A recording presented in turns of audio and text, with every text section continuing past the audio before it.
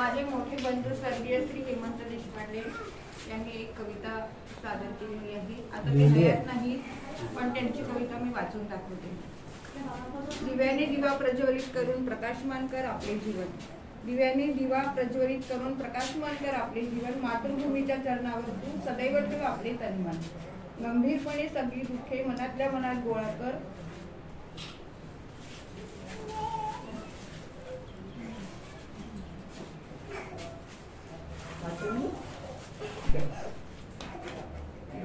गंभीरपणे सगळी दुःखे मनातल्या मनात गोळा कर.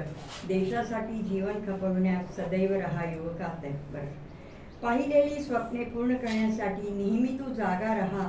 झोपेत स्वप्ने पूर्ण होत नाही, जुना आहे इतिहास हा. जातीपातीच्या भांडणाने हा देश झालाय खिळखिळा. जातीच्या भांडणाने आपला विकास होईल हा समज आहे खुळा.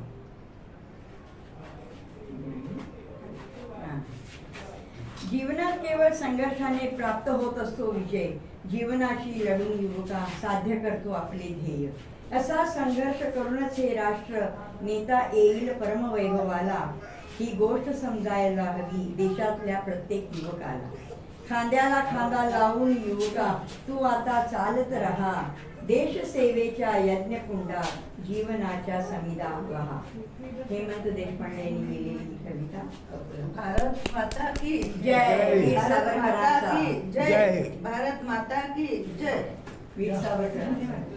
नाही, तुम्हाला ते थोडं असं हे म्हणून म्हटलं मी वाचून दाखवते. भाऊक झालात तुम्ही. इथे आल्यावर सगळेच भाऊक